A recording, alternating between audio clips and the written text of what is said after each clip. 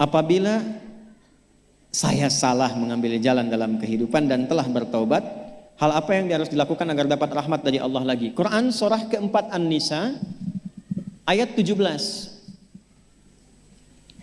Quran surah 4 ayat 17. Innamat taubatu 'ala Allahi lilladzina ya'maluna as-su'a bijahalati thumma yatubuna min qarib.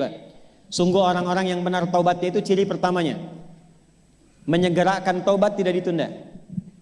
Jadi kalau ada kesalahan di hari ini, selesaikan. Jangan tunggu malam, karena maut bisa datang lebih cepat dari apa yang kita duga. Jelas? Perhatikan kalimatnya. Faulaika yatubullahu 'alaihim. Maka orang-orang yang seperti itu akan dimudahkan oleh Allah, dituntun kembali kepada jalan yang benar. Apa lawan dari benar? Salah. Maka ciri orang yang diterima taubatnya oleh Allah, dia akan kembali kepada kebiasaan yang baik dan meninggalkan kebiasaan buruk yang telah dia lakukan sebelumnya. Oleh karena itulah kata para ulama, satu, kalau ada orang yang telah bertobat dan ciri taubatnya diterima, maka yang pertama kali adalah satu, dia merubah kebiasaan buruknya kepada kebiasaan baik.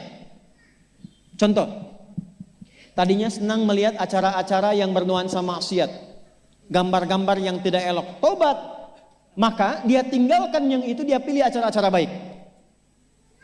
Yang kedua, tumbuh rasa tidak suka terhadap perbuatan buruk yang pernah dilakukan sebelumnya.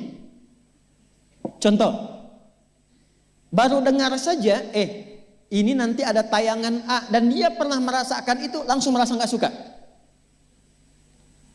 Dia pernah terjebak misalnya dalam perbuatan riba, dia keluar dari situ taubat. Baru mendengar ada perbuatan itu, ada orang mengajak berdagang dengan suasana riba, dia sudah nggak suka dengan itu. Tapi dia respon dengan cara yang lembut dan baik. Itulah taubat.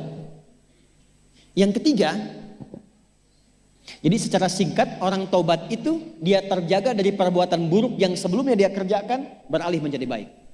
Yang ketiga, pertanyaan terkait dengan rahmat tadi. Pindah ke Quran surah ke-39 ayat 53. Qul ya ibadiyalladzina asrafu ala anfusihim la taqnatu mir rahmatillah. Rahmatnya muncul. Innallaha yaghfirudz dzunuba jami'an.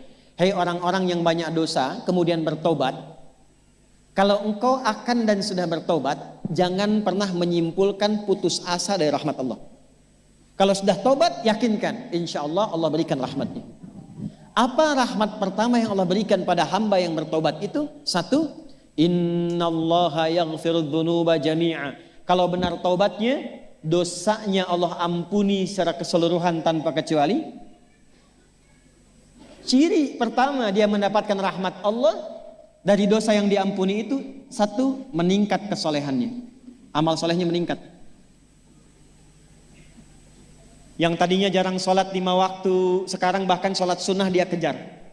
Yang tadinya gak pernah puasa Ramadan, sekarang Senin Kamis pun dia buru. Yang tadinya gak pernah baca Quran, sekarang pengen 1 hari 1 juz, semampu dia baca. Kalau ada yang bisa melakukan demikian, itu pertanda orang itu telah mendapatkan rahmat dari Allah Subhanahu wa taala. Bu, ini untuk inspirasi ya Bu ya.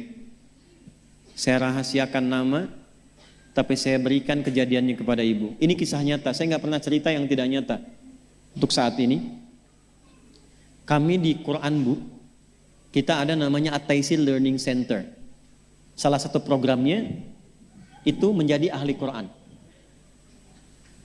Dari 14.000 peserta angkatan pertama, itu ada salah satu peserta yang paling istimewa.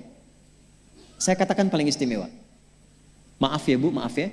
Maaf sekali, dan maaf yang terhubung dengan taklim kita pagi hari ini. Perempuan ini terjebak di dunia malam sebelumnya. Ya, perbuatannya ya bisa tergambarkan lah oleh kita semua. Tobat. Dan bukan sekedar tobat Bu. Bukan sekedar tobat. Tapi dalam tobatnya masih ada pertanyaan, mungkin gak bisa menjadi ahli Quran?